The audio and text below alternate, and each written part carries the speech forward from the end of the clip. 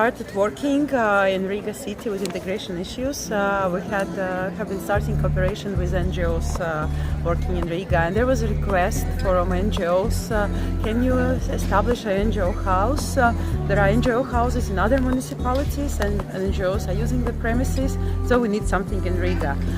It took us 3 years to find the space and to have the political will to do so. So in 2013, on the 25th of September, Riga NGO House has been established. And it's a space where NGOs can come, they can make their activities, they can get educated on different topics. It's a space where NGOs can start participation.